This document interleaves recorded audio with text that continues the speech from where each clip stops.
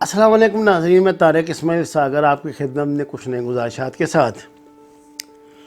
ناظرین، میں نے آپ کو پچھلی اپنی ایک ویڈیو میں بھارت میں ایمرجنسی کے حوالے سے ایک اطلاع دی تھی۔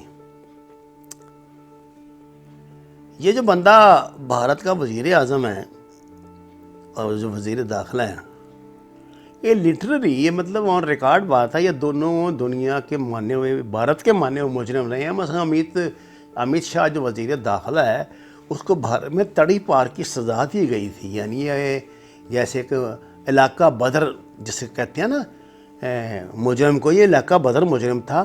اور ان کے دوسرے بھی جو ساتھی ہیں وہ بھی علاقہ بدر مجرمی ہیں سارے۔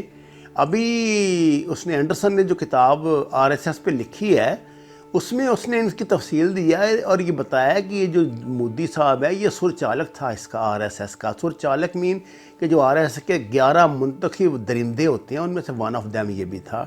یہی وہ بندہ ہے جس کو وزیر اعظم بننے سے پہلے پوری دنیا میں کسائی کے نام سے جانا جاتا تھا۔ اس پہ انٹرنیشنل ویزے کی پابندیاں تھیں، نہ صرف امریکہ، دنیا کا کوئی ملک اسے ویزا دینے کے لیے تیار نہیں تھا۔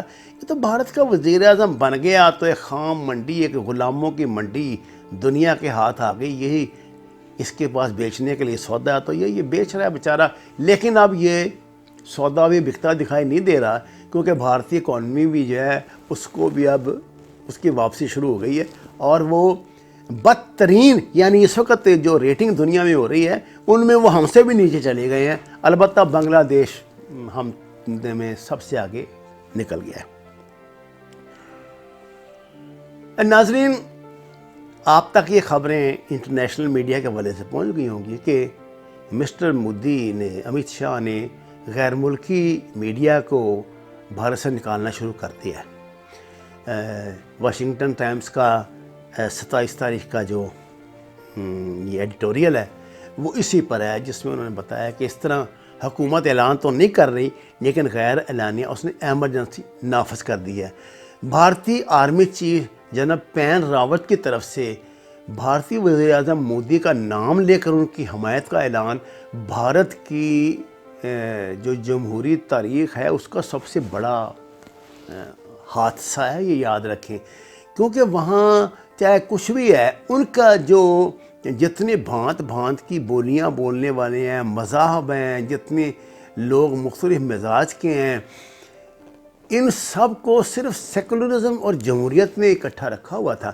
اب وہ سیکولرزم کا تو جو بیڑا گھر کا ہے وہ اس نے کر دیا خود ہی، اور جمہوریت کا پین راوت سے کروا دیا بیان دے کے۔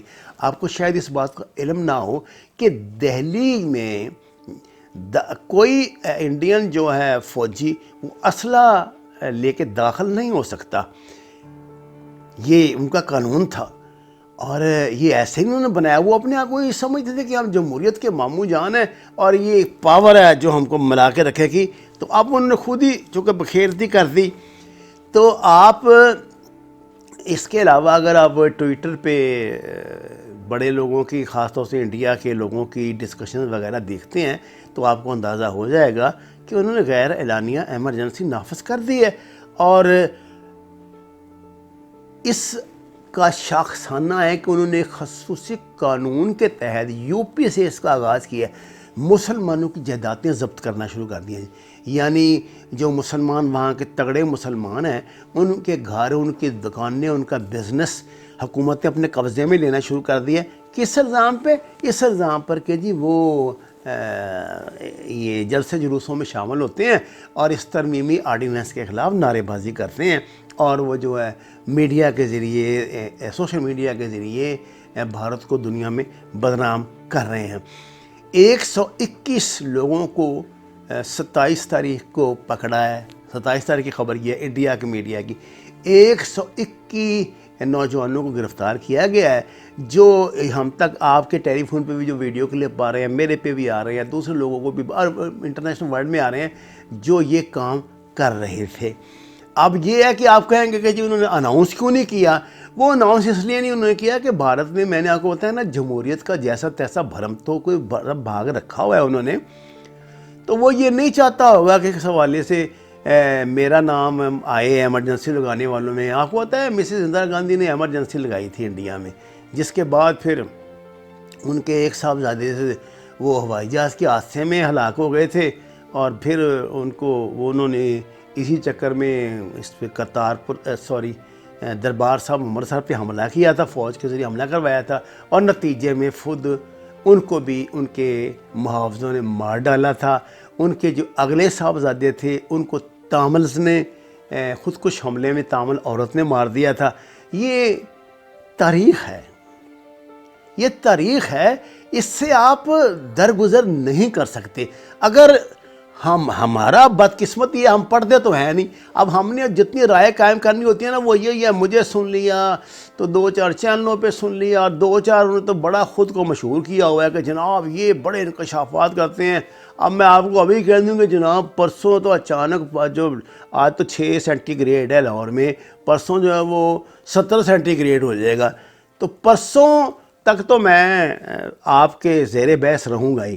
یہ ہمارے نا جو نام نہاد یہ چھاتا بردار اینکرز ہیں، جن کا صحافت سے کبھی دور دور تک تعلق نہیں تھا، ان کی صحافت کو ان کے والدین کو بھی علم نہیں ہوگا کبھی ان کا دور تک بھی کوئی پرنٹ میڈیا سے تعلق رہا ہو، وہ لوگ ایسی وارداتیں کرتے ہیں. ان کے 2-3 بڑے پیٹ فکرے ہوتے ہیں. ایک تو یہ ہوتا ہے جب وہ اپنی بات شروع کرتے ہیں تو اس میں 4-5-6-7 وزیروں کے، امیروں کے، اثر انداز والوں کو، لوگوں کے نام لینے. میں اس کے پاس بیٹھا تھا، میں اس کے پاس اٹھا تھا، اس نے مجھے یہ بتایا، اس نے یہ کہا.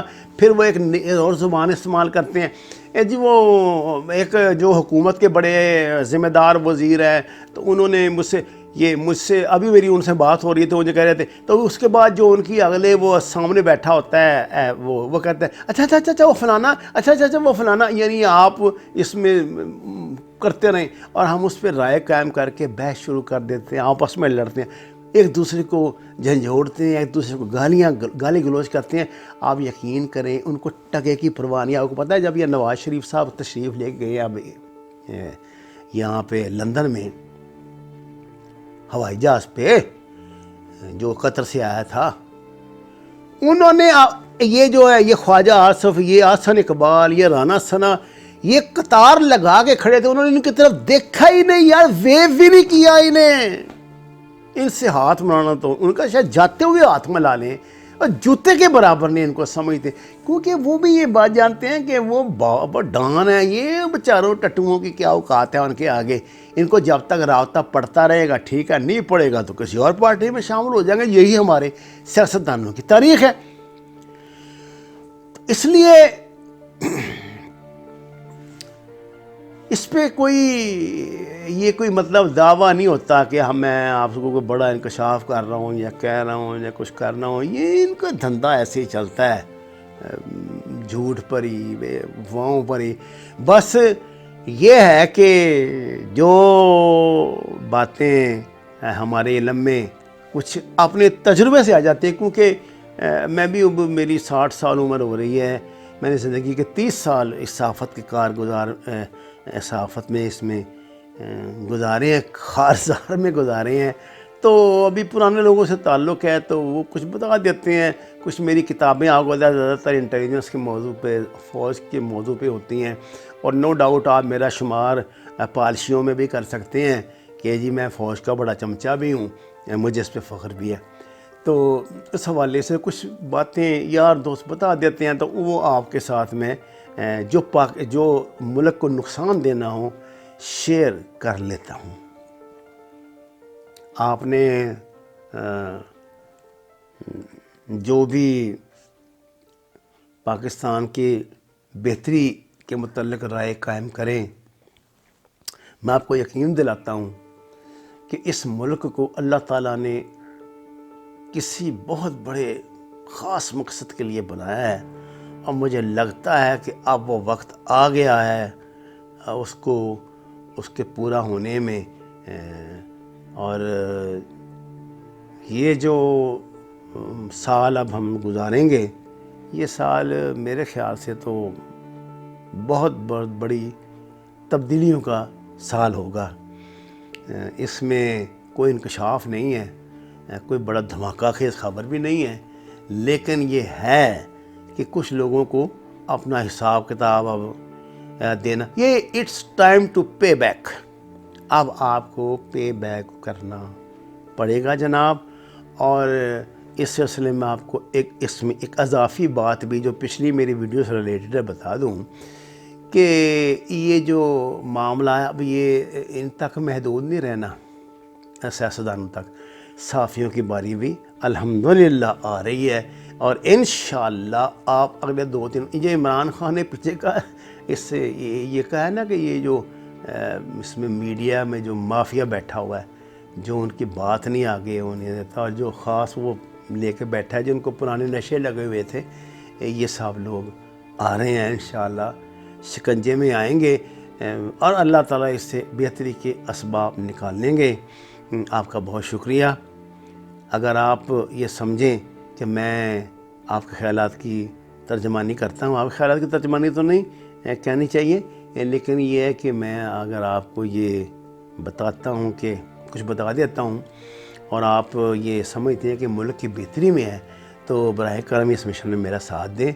یہ میرا چینل، اسے سبسکرائب کریں، شیئر کریں، اپنی رائے دیں، پسند آئے تو لائک بھی کریں. وما علینا الا البلاغ.